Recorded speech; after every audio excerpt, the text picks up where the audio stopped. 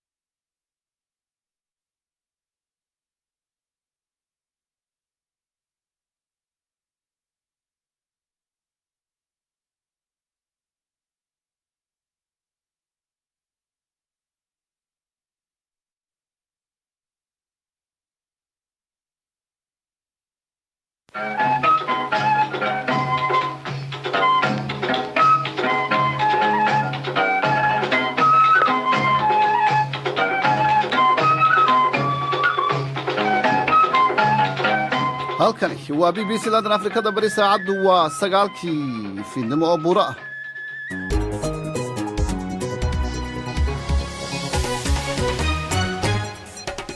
kulanti wanaagsan idinkiin baa khiyaartana dhageysanaysaa meel kastoo aad caalamka ku sugan tihiinba waa habeen sabti oo waxaad soo galayso bisha Febraayo waa 10 sanadka 2018. qodobada aanu barnaamijka idinku haynana waxaa ka mid ah taageerayaasha Suuriya oo u digay Israa'iil. BBC oo la kulantay gabar yar oo ka soo baxsatay ururka Boko Haram. geedka yicibta ah oo deegaano badan oo dhulka Soomaalida ka mid ah ka sii dabar go'aya. dhageysta maxaad ka taqaanaa geedkaasi iyo tayadiisa? geedka yicibta ah horta waa geed khayraad uu Ilaahayna siiyey oo adduunka marka aan eegno geedka kaliya nagu kooban weeye deegaankeena kaliya ka baxa dhulka maaragtay Soomaalidu ku nooshahay. waxa kale oo aad maqli doontaan It's 1-0 to Tottenham and Harry Kane has done it again against Arsenal. waa Tottenham oo 1-0 ku dirtay Arsenal. qodobadaasi iyo warar kale oo ku saabsan Soomaalida iyo caalamka ayaad ku maqli doontaan barnaamijkeena oo isku soo dubariday Cabdinuur Sheekh Maxamed Isxaaq aniga oo Cabdi Xaafid Cawil Ismaaciil aan la socodsiinaya haddii Ilaahay idmo waayo caalamka.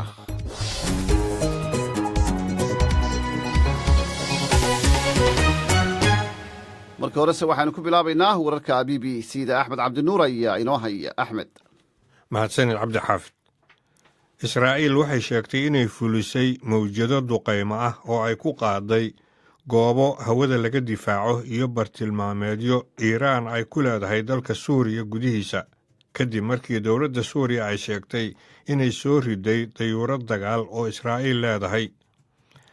Israa'iil waxay kaloo soo saartay fiidiyo meesha dayuuradaha laga wado oo muujinaya dayuurad aan duuliyo lahayn oo Iiraan leedahay oo hawada looga hortegay lana soo riday. Suuriya iyo isbahaysigeeda Iiraan way beeniyeen in dayuuradda aan duuliyaha lahayn ay gashay hawada Israa'iil. qaramada midoobay waxay sheegtay inay waajib tahay in la joojiyo wax ay ugu yeertay dagaallo sii kordhaya iyo dhiig ku daadanaya dalka Suuriya. toddobaadkii hore waxa uu ka mid ahaa kuwii ugu dhiig daadashada badnaa dagaalka 7 sano ka socda dalka Suuriya. Said Saad al-Hussein oo ah gudoomiyaha xuquuqda aadanaha ee qaramada midoobay waxa uu sheegay in dad ka badan 270 qof la dilay toddobaadkii hore kuwaas oo badankoodu ay ku dhinteen duqeymaha cirka ee ciidamada Ruushka iyo dowladda Suuriya. Kuuriyada waqooyi iyo Kuuriyada koonfureed ayaa markii ugu horeysay koox ahaan tartan uga wada qayb galay ciyaaraha Olombiga. koox haween ah oo ciyaarta xeegada barafka lagu dheelo oo labada wadan isugu jirta ayaa la ciyaartay koox ka socota dalka Switzerland saacado yar kadib markii hogaamiyaha Kuuriyada waqooyi uu ku marti qaaday hogaamiyaha Kuuriyada koonfureed inuu booqasho ku tago Pyongyang si ay wada hadallo u yeeshaan. ciidamada waddanka Masar waxay dagaal la beegsadeen mintidiin Islaami ah gobolka Sinai maalintii labaad oo howlgal ballaaran ay halkaas ka wadaan. Milatariga Masar waxay sheegeen inay dayuuradahoodu garaaceen baqaaro hub ku jiray oo ku yaal waqooyiga iyo bartamaha Siinaay maanta. Ugu yaraan 18 qof ayaa dhintay kadib markii baabuur bas ah oo 2 dabaq ah uu ku qallimay Hong Kong. Sawirro baraha bulshada la soo dhigay waxay muujiyeen baabuurka oo dhinac u yaal oo saqafkii kore ka go'ay. Danjiraha dalka Haiti u fadhiya magaaladan London waxa uu hay'adda samafalka Oxfam ku eedeeyey inay qarisay in agaasimaha hay'addaas u jooga Haiti iyo qaar kale oo shaqaalaha ka mid ah ay isticmaaleen dhilooyin reer Haiti ah kadib dhulgariirkii dalkaas ka dhacay sanadkii 2010. Dowladda Haiti waa inay weydiisataa in Oxfam ay ku soo wareejiso dhammaan dukumiintiyada ku saabsan wixii baaritaan ah ee hay'addu arrintan ku samaysay si markaasi Haiti ay u xaqiijiso in cadaaladda la sameeyey, ayuu sheegay wakiilkoodu. Caalim sare oo Muslim Sacuudi ah ayaa sheegay inaan haweenka looga baahnayn inay cabaayad xirtaan, taas oo hore qasab ugu ahayd haweenka muslimka inay xirtaan fagaarayaasha. Sheekh Cabdallah Al-Mudlaq waxa uu sheegay in haweenku ay tahay inay is-asturaan oo si asturan u labistaan, laakiin aanay taas macnaheedu ahayn inay qasab tahay inay cabaayad xirtaan. Dhowr boqol oo qof ayaa iska dhiga tiray mamnuucid mudaharaadyada lagu soo rogay, waxaana ay isugu tageen caasimadda Thailand ee Bangkok iyagoo ku baaqaya in la qabto doorashooyin qaran. Ciidamada qalabka sida ee dalka Thailand oo xukunka afgambi military ku qabsaday 4 sano ka hor ayaa mar walba dib u dhigayay in dalkaasi ay doorasho ka dhacdo. Cabdi Xaafid. aad ayuu u mahadsan yahay Axmed Cabdinuur oo inala socodsiinayay wararka BBC da barta Facebook ayaa dhegaystayaal sidoo kale toos noogala socotaan iminkana u diyaar garooba qaybaha idaacadda inooga hadhay. halkani waa London.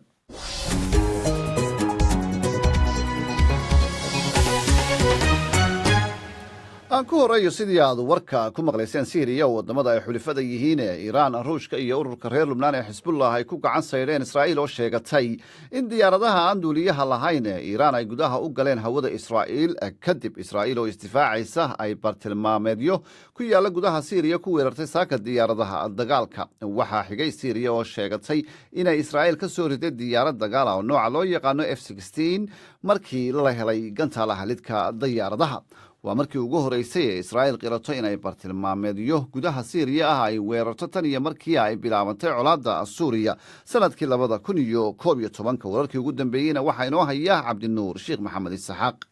israa'iil waxa ay sheegtay in waxa oo dhani ay ku bilowdeen markii diyaarad kuwa duuliyaha aan lahayn oo Iiraan ay leedahay ay hawada Israa'iil soo gashay. dabeetana waxaa xigay in diyaaradaha Israa'iil ay duqeeyeen bartilmaameedyo kala duwan oo ku yaala waddanka Suuriya oo gaar ahaanna ay tiri Iiraan ayaa lahayd. Israa'iil waxaa kaloo ay sheegtay in diyaaradaheeda dagaalku ay duqeeyeen meeshii diyaaradda daroonka ay ka soo kacday. hase ahaatee hadalkaasi ay Israa'iil sheegatay wadajir waxa ugu beeniyey qoraal ay soo saareen taageerayaasha dowladda Suuriya ee kala ah Iiraan, Raashiya iyo ururka Xisbullah ee reer Lebnaan. mar dambana Xisbullah ayaa sheegay in diyaaradda Israa'iil laga soo riday ay tahay istiraatiijiyad cusub oo xadidi doonta Israa'iil inay iska daashato iska soo gasho hawada Suuriya. afhayeen u hadlay militariga Israa'iilna waxa uu sheegay Israa'iil inaysan ku talagelin xaaladda inay ka sii darto ee weerarkani uu ahaa isdifaac ka dhashay Iiraan oo ku soo gardarrotay. Iiraan waa ay beenisay iyana waxa ay ku sheegtay warka beenta ah ee Israa'iil iyo in Suuriya ay tiri ay isdifaacayso xaqna ay u leedahay kuna filan tahay difaaca waddankeeda. Calaa Ibraahim waa suxufi u shaqeeya telefishinka dowladda Suuriya wuxuu yiri Suuriya dooni mayso xaaladdu inay sii xumaato lafteedu, waase khasab jawaab inay ka bixiso weerarada Israa'iil. bilihii u dambeeyey waxaynu arkaynay weeraro cirka ah oo dheeraad ah oo ay Israa'iil ku soo qaadayso gudaha Suuriya. haddii aanay dowladdu aar gudan ama ugu yaraan aanay soo ridin diyaaradahan weerarka soo qaadaya, mowqif adag ayay dowladda istaajinaysaa oo la isweydiin karo sababta. haddii ay weeraradu sii socdaan, difaaca cirka ee Syria waxay sii wadi doonaan wixii ay saaka sameeyeen, waxaana isku dayi doonaan inay joojiyaan weeraradaasi yidhi umana malaynaya inaa iminka dowladdu tan sii wadi karto. warbaahinta dowladda suuriya maanta oo dhan aad ayay ugu guuxayeen oo ugu riyaaqeen diyaaradda israa'iil laga soo riday telefishinka ayaa waxaa laga daawaday burbur diyaaradeed diyaaraddaasina ay ka mid ahayd kuwii fuliyey 2 weerar oo israa'iil ay geysatay oo mid lagu qaaday goobo milatari oo ku yaalla koonfurta suuriya. cabdinuur sheekh maxamed saxaaq aad ayuu mahadsan yahay. qaar ka mid a asxaabta facebook ayaa ra'yigooda ka soo dhiibtay. salmaan mahad faarax oo jooga burjinle waxa uu yidhi runtii aad ayaan uga xumahay khilaafka horta leh ee ka dhex qarxay iiraan iyo israa'iil. waana wax lala yaabo buu yidhi markii loo baahnaa in dagaalka la damiyo haddana in dib loogu laabto. halka uu cabdiraxmaan xaaji daahir oo jooga degmada cali xaydh oo ka tirsan gobolka awdalla uu leeyahay diyaaradda dagaal ee israa'iil laga soo riday waxay jawaab cad u tahay daandaansiga iyo duulimaadyada yuhuudda israa'iil ay ka wado suuriya gudaheeda. halka nimcaan jaamac oo jooga magaalada burcana uu yidhi diyaaradda kuwa dagaalka ah ee ay leedahay israa'iil ee la burburiyey xilli ay duqayn ka waday gudaha dalka suuriya runtii waxay sii laba jabaaraysaa duqaymaha iyo diyaaradaha lidka gantaalaha xambaara ee ay ka wadaan gudaha suuriya. qaar ka mid ah asxaabta facebooka ayay kuwaasi ahaayeen. isla siiriyana madaxa laanta u qaabilsan xuquuqda bani'aadamka waxa uu ku baaqay in la qaado tallaabooyin deg deg ah oo lagu joojinayo dagaalka iyo dhiigga ku daadanaya suuriya. sayid raacad al xuseen wuxuu sheegay in toddobaadkii lasoo dhaafay uu ahaa kii ugu xumaa intii ay colaaddu ka socotay dalkaasi suuriya. wariyaha b b c da imogan folkis ayaa ka waramaysa waxaana soo jeedinaya cabdirasaaq xaaji maxamed asraad.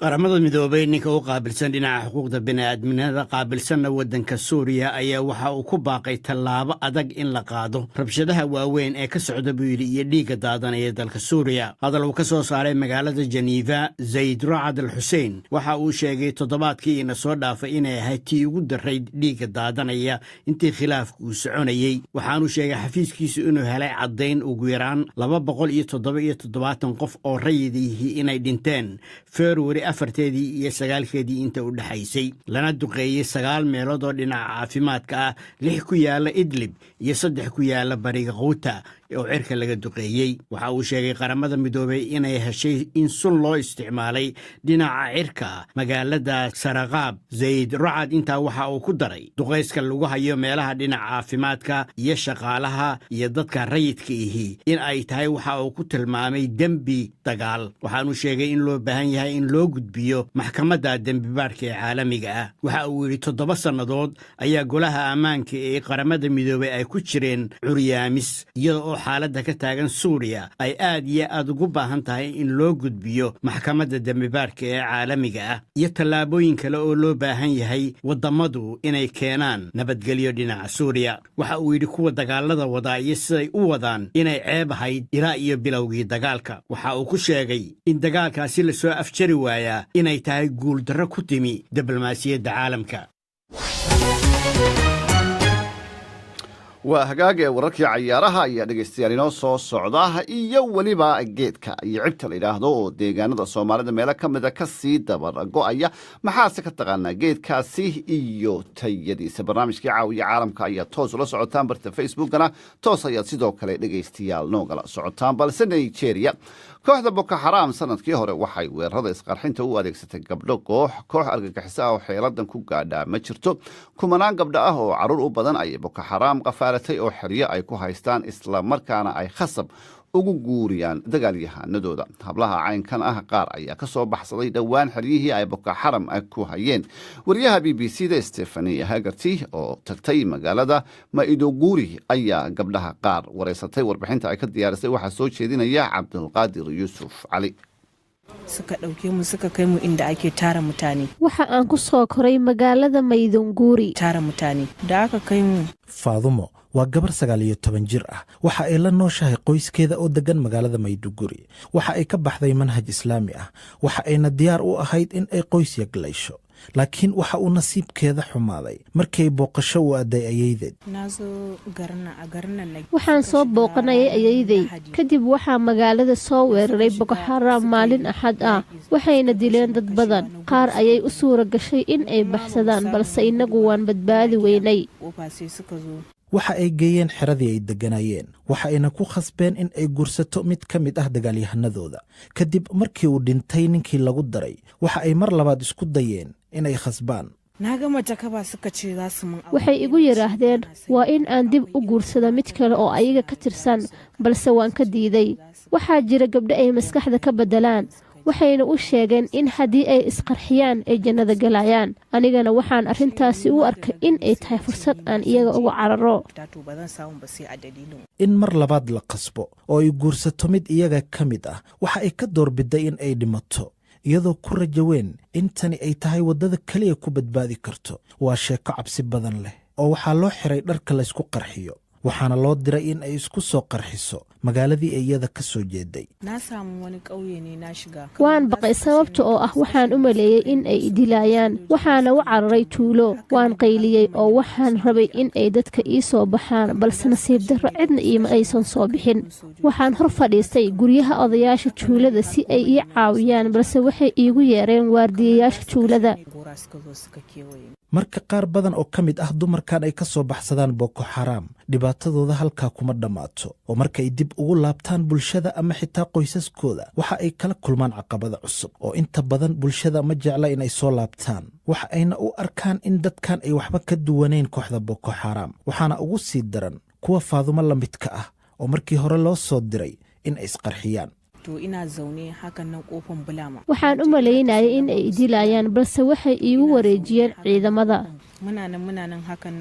faadumo waxa ay dareensan tahay halka cabsidan ay ka timid waalidiinta badanaa way ka baqaan carruurtooda marka ay ka soo laabtaan boko xaraam sababtoo ah waxay u maleeyaan in ay yihiin basaasiin loo soo diray iyaga oo doonaya in ay waxyeelo gaarsiinayaan qoysaskooda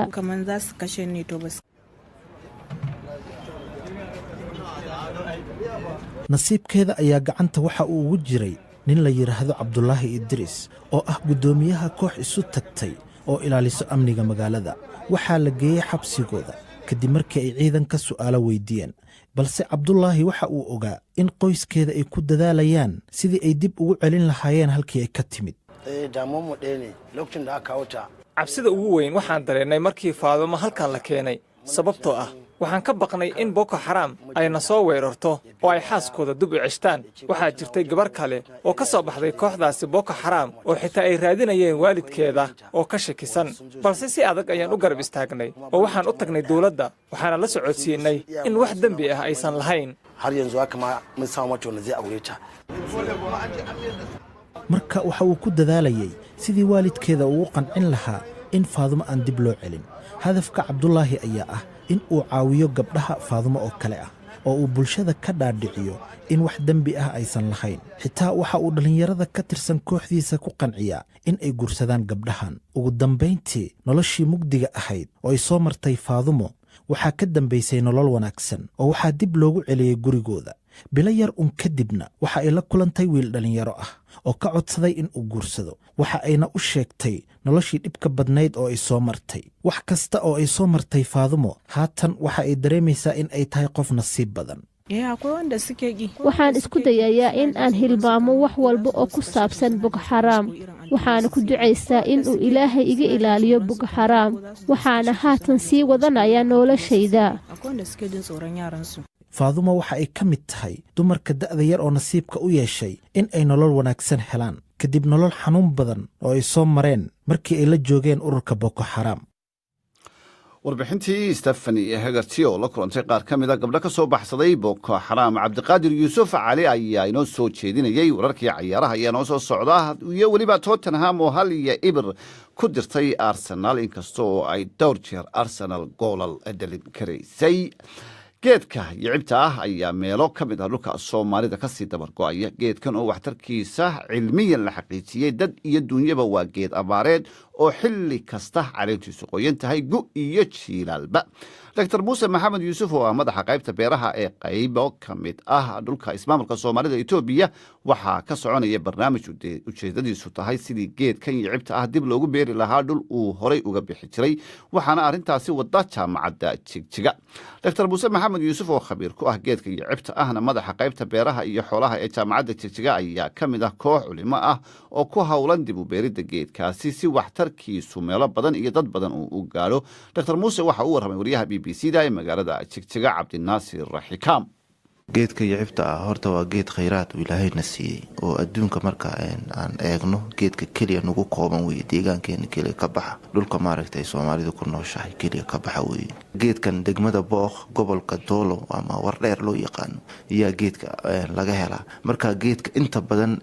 meeshuu ku badan yahay waa deegaankeena weeye oo degmada booq gambarey mirafadley maaneed la yidhaahdo inta badan iyo godarways iyuu aada uga baxa geedkaas geedku midhuu leeyahay midhaa lasoo saaraa midhihiisa waa la karsadaa midhihiisa waa la cunaa maaragta sidii fuudna uu leeyahay sanac marka la kariyo sida caadi oo maaragtay garow ahaanna macal fuudka waa lala cunaa horta geedkani raashin ahaan dadka deegaanka haddaad weydiisid waxay leeyihiin bariis iyo galley iyo hadhuurba isagaan ka doorbidna marka haddii suuqa la geeyo geedkaas shayga sonkorta iyo shayga bariiska isagaa ka qaalisan suuqa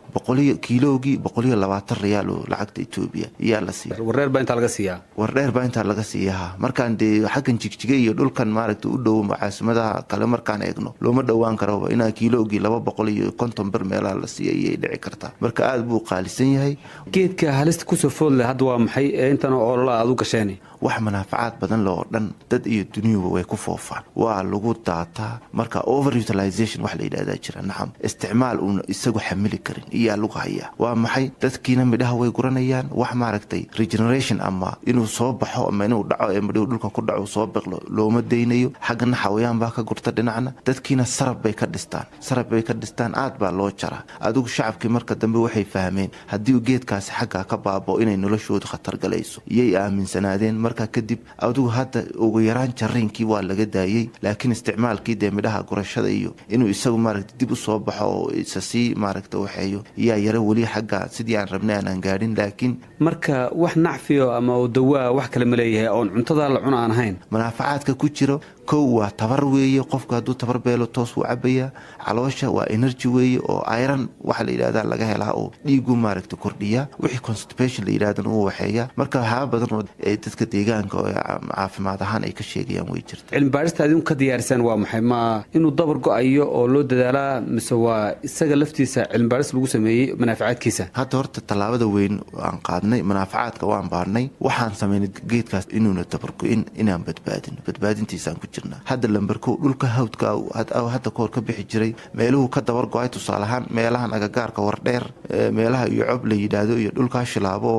shilaabo meelahaasna waa lagu sheegay inuu ka bixi jiray marka hadda tallaabada kow waxaan sameynay inuu dhulku ka baxayo aan dib ugu beerno beeraley baan abaabulay beer baa la sameeyey hadda beeritaankii baan ku jirnaa hadda jaamacadda jigjiga iyo cilmibaarista deegaanka oo maaragta iskaashaday iyay tallaabo adag aan qaadnay qolo hindiya way qaadatay qolo israa'iiliin oo yahuuda way qaadatay way beertay dhulkooday ku beereen maraykankana way qaadeen kulley wax naga horreeyeyna weeye dee annagu hadda unbaan deegaan ahaan aan ku baraarugnay laakiin ka horba faa'idadiisa maadaama la ogyahay dad badan way guranayeen oo ajnabi ah laakiin wax suurtagal ah ee u suurta gashay ma jirto kadib waxay recommendation soo dhigeen dhulka hawdka oo maadaama ilaahay ku koobay dadkii maaragta ganaa uu ilaahay siiyey maaragta khayraadkan inay ka faa'iidaystaan baan maaragta aan tala soo jeedin bay leeyihiin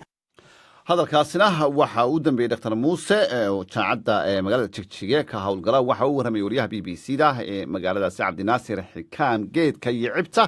waxtarkiisa oo cilmihii la xaqiijiyey ayaanu uga warramayey markana waa cayaarihii siiba natiijooyinkii cayaaraha kubadda cagta ee horyaalka ingiriiska ee caawa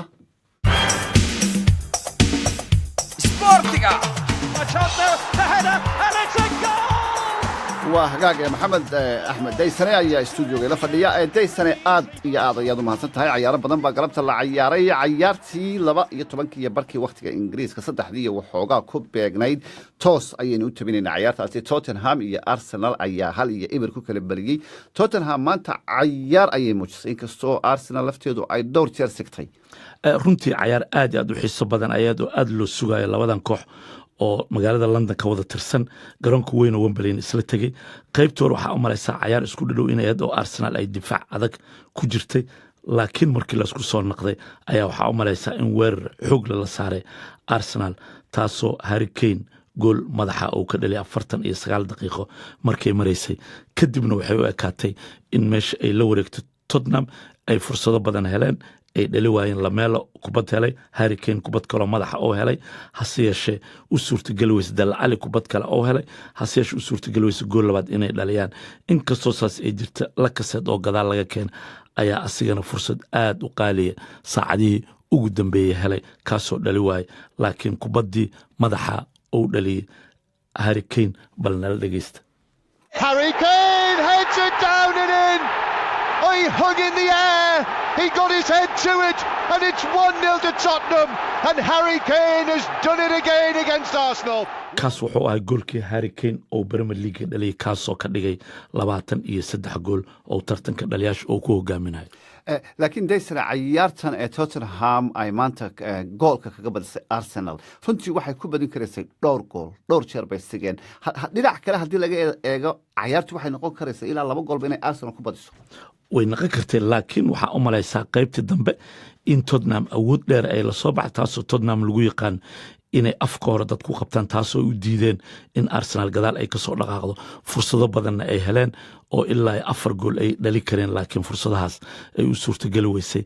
saacadihii ugu dambeeyna Arsenal ayadana fursad aad iyo aad u fiican ay heleen taasoo la kaseed oo ka faa'iideysan waayey oo banaanka iska marsi dhanka kale haddaan u leexdo cayaarihii kale ee Premier League ee maanta dhacay Everton oo wiigii hore Arsenal 5 uga adkaatay 3-1 ayay waxay uga adkaatay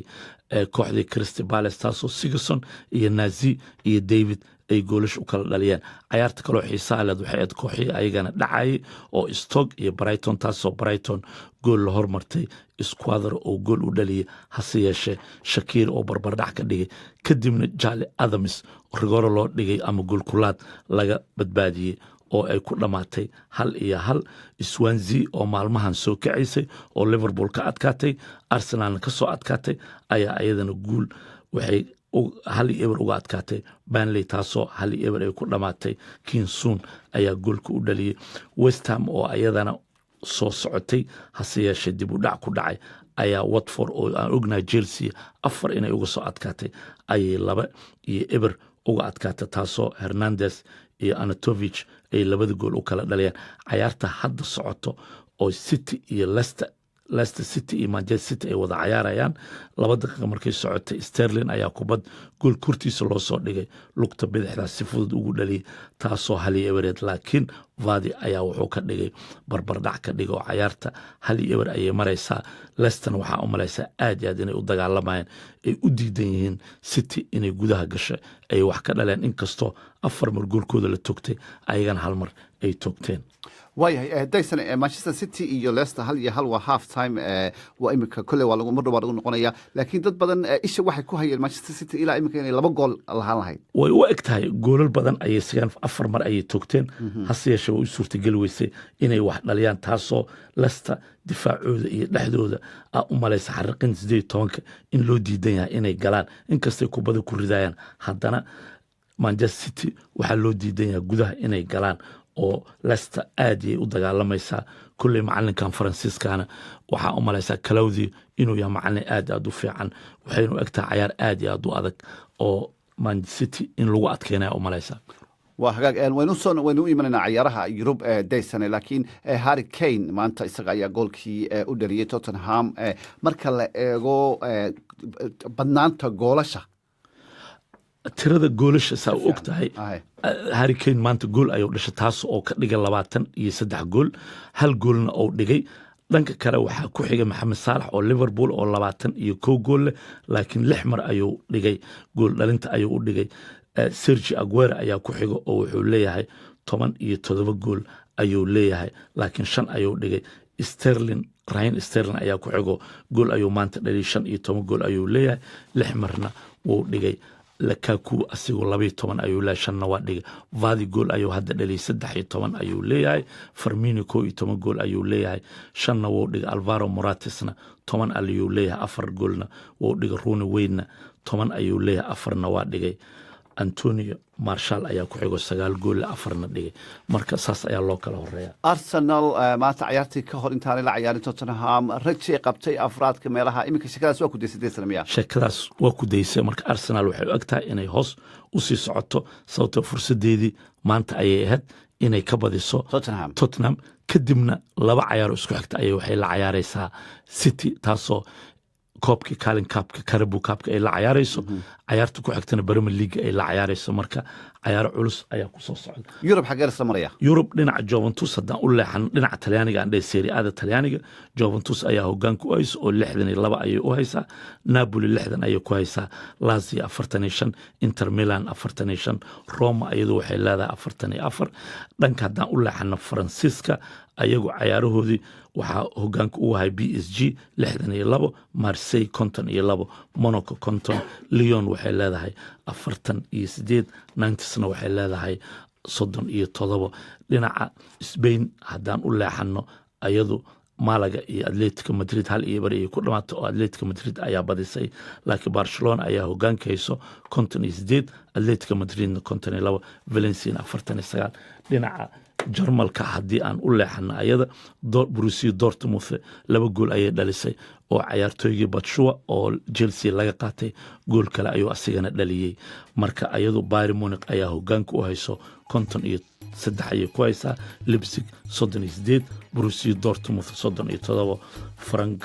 Utrecht Frankfurt ayadana 36 Bayern Leverkusen 35 ayay leedahay marka meeshaas waxaa ka faa'iiday Batshuayi ayaa ka faa'iiday 2 cayaar ayuu dheelay 3 gool ayuuna dhaliyay aad iyo aad ayadu mahadsan tahay deysane dhegaystayaal barnaamijkeeni caawiya caalamkana qodobkaasi cayaaraha ayaynu ku soo gabagabaynaynaa waa inoo berito 7 haddii ilahay idmo aad ayaad u mahadsan tihiin annagoo isku duubanna waxaanu leenahay sidaas iyo nabadgelyo